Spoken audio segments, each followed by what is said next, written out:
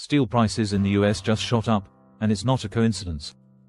Canada slashed steel exports after Trump's 30% tariff, and now Detroit's auto plants are in panic mode. Canada used to export 6.5 million tons of steel to the US yearly, bringing in over $7.3 billion. But with new tariffs, selling to the US doesn't even cover shipping costs anymore. Experts predict Canadian steel exports could drop by 3 million tons in 2025. But Canada isn't losing sleep, it's redirecting steel for domestic use in wind power and green transport. March 12, 2025, Trump's tariff hits. 3 weeks later, Ottawa hits back. Canada cuts export quotas and rewrites regulations to prioritize local steel.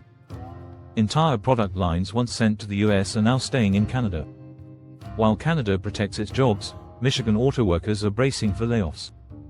Alma Steel in Quebec laid off 200 workers after the tariff, just the beginning.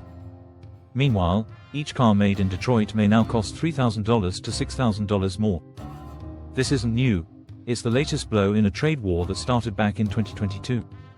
By 2023, 10% of Canadian steel workers had already lost jobs or hours. Instead of retaliating immediately, Canada invested $1.2 billion to modernize its steel sector. They're switching to electric arc furnaces, cheaper, cleaner, and more efficient. Steel prices rose 9% within 2 weeks of Canada's cuts. US automakers are sweating. Ford Bronco production costs alone could rise $1,800 per vehicle. Canada's building wind farms, pipelines, and transit, all needing steel. By 2026, Canada expects to absorb nearly all lost US exports with its own demand. In the US, it's a different story. Flint and Indiana factories are slowing down. Auto industry reps say expansions are paused. Steel's expensive, profits are thinning. Now let's talk farming, because the collapse there is even worse. Over 17,000 US farms have shut down while Canada's agriculture sector is booming. This isn't drought. It's tariffs, rising costs, and labor crackdowns. In 2024, US farm income hit a 20-year low, just $21,964. Every day, 887 acres of American farmland are abandoned. Trump's policies. They've crushed labor and spiked costs. ICE raids left Arizona farms without workers. Crops rotted in the fields. Water restrictions are another killer. No labor, no water, no harvest. Arizona, Texas, Nebraska, farmers are walking away or selling off land. Wheat prices in Nebraska dropped to $5 a bushel, below break-even. Canada. It's thriving, expanding agriculture, offering subsidies, attracting US farmers. In Q2 2025, Canadian grain exports hit $1.6 billion, up 34% year-over-year. Saskatchewan is pulling in ex-Texas and California farmers with open immigration and support programs. Canada is eating up US market share in Japan, Mexico, and Europe. And now Trump's planning a 35% tariff on all non-USMCA Canadian goods by August 1st. That's on top of existing 50% tariffs on steel and aluminum, and new ones on energy, autos, machinery, chemicals. Canada's not backing down. Prime Minister Mark Carney dropped a $5 billion business aid plan, $1.5 billion just for agriculture and forestry. They're pushing exports to Japan, South Korea, and Europe to replace lost US business. Auto exports to the US already fell 23%. Contracts are drying up. But Canada's going global, FTAs with Ecuador, Indonesia, and deepening Indo-Pacific trade.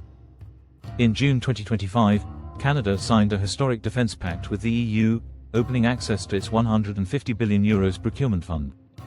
Domestically, Canada passed Bill C-5 to break down internal trade barriers and accelerate national infrastructure.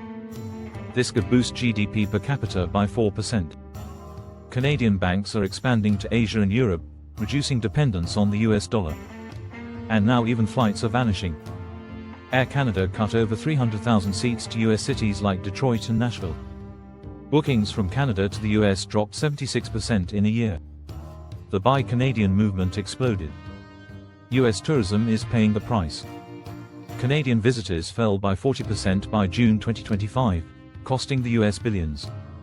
Florida alone lost millions of tourists from the north. Duty-free shops are empty. Border towns are ghost towns. Even the auto industry is hurting, Stellantis paused a US plant due to parts shortages.